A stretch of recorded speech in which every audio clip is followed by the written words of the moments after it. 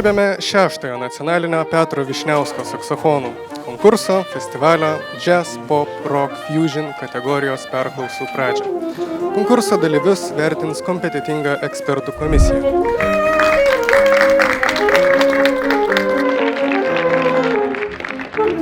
Nes tai jau 6-asis nacionalinis Petro Vyšniausko saksofonininkų konkursas festivalis.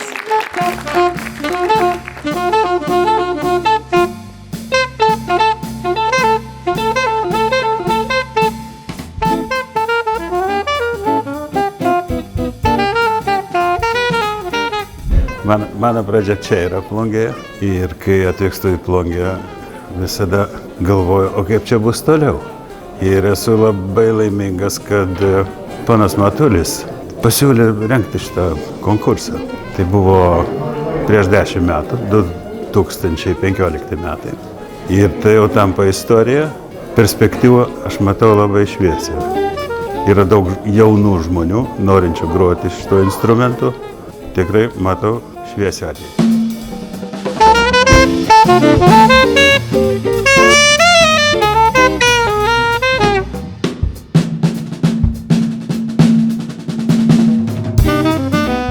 Nustebino labai stipriai. Kiek teko išklausyti, vis dėlto jie pritrenkė, jie be galo jauno amžiaus ir jie puikiai groja. Dažnam muzikantui beveik toliau ir nebeprireikia kilti. O čia matėm 12-mečius, matėm 9-metę, kurie jau turi, sakyčiau, sparnus. Jie jau gali atsispirti nuo kažko ir kažkur nuskrieti. Tiesiog tu matai žmogaus laisvės proveržį. Proveržį galbūt kelioms minutėms, tačiau labai tikra. Ir tai nuspinduliuoja kaip kažkokia paslaptinga šviesa arba tiesiog kaip visur sklindanti nematoma, bet jaučiama radiacija.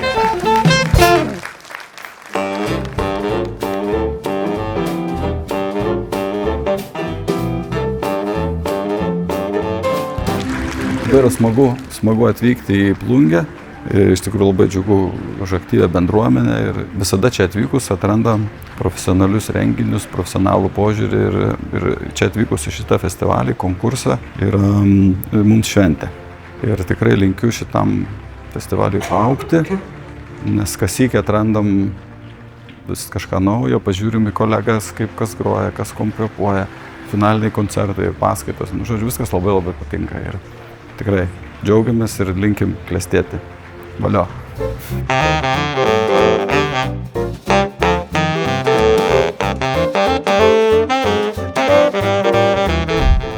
Aš esu Vincentas Pogis, aš iš Vilniaus ir iš Mikalojos Konstantino Čiurlionio Mikalojos mokyklos.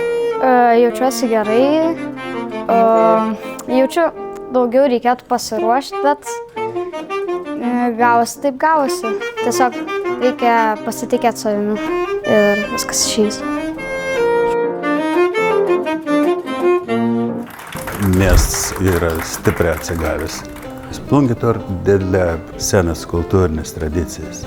Tos tradicijas persiduoda ir aš manau, kad vienas iš tų tradicijų tęstinumų kaip tik ir yra tas konkursas, kur suvažiavo daug žmonių, jaunų žmonių. Mano rinkėjama būtų nepaliesti tų vadių, katras laiką Plungė kaip mes ir aš manau, kad patiem miesto jaunimo tas ir naudingas dalykas.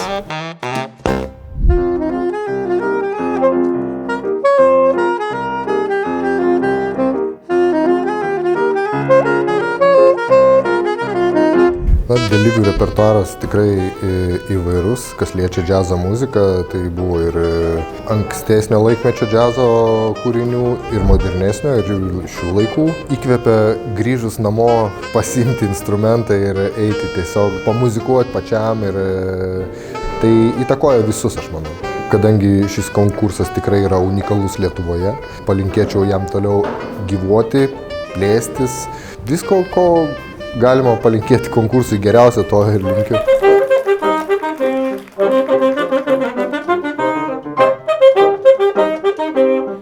šis konkursas yra labai puikus ir mane visada ir lig šiol visą gyvenimą stebina, kaip tokie maži vaikai gali išmokti taip gerai groti.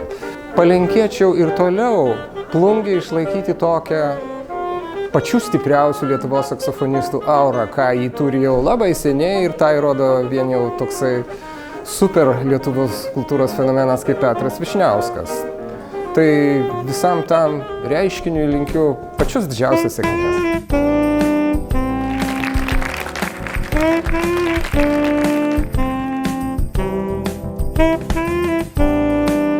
Tai pasiruošimas buvo iš tikrųjų įtemptas, stengiamės išpildyti vis konkursą iki menkiausių detalių, kad viskas būtų tobula.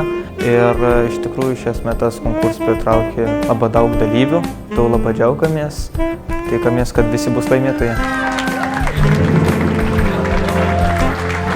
Didžiulį garbė šiandien mums Plungės kultūros centro, kad mes turėjom tokį unikalų, didžiulį, nepakartojamą įvykį. Šventė Plungė ir mes lauksim to šventės pakartojimą ateityje dar ne vieną kartą.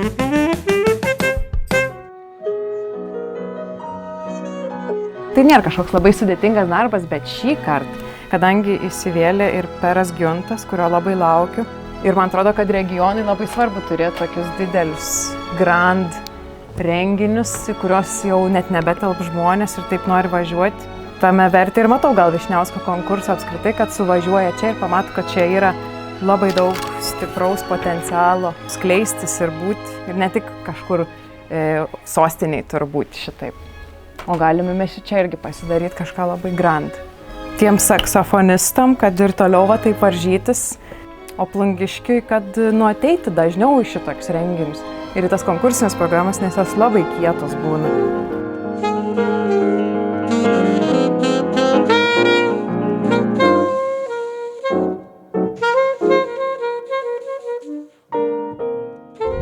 Žmonėms pasirinkusiems saksofoną, mylintiems saksofoną, būti šalia profesoriaus, šalia šitokio maestro yra didžiulė privilegija. Ir šitas konkursas ir yra galimybė kurti, būti, mokytis ir augti profesorių šviesoje. Ir dabar visa Lietuva važiuoja čia mokytis, būti ir kurti kartu su Petru. Petras yra festivalio siela arba tas pamatas, su kuriuo kartu jaunieji muzikantai auga. Dėkojame už pasirodymą.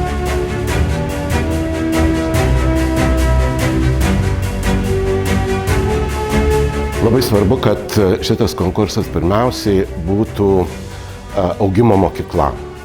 Kad pirmiausiai tai būtų noras pasidalinti, būti, kurti, džiaugtis, gyventi muzikoje. Labai noriu palinkėti ir konkursui, ir konkursantam, ir visai Lietuvai, kas 2 metus važiuoti į Plungę, kaip į saksofono šventę pirmiausiai, kur skamba geriausia saksofono muzika, kur susirenka geriausi saksofonininkai, kur galima pabūti geriausioje saksofono muzikos terpėje. Plungė turi būti saksofono centras Lietuvos.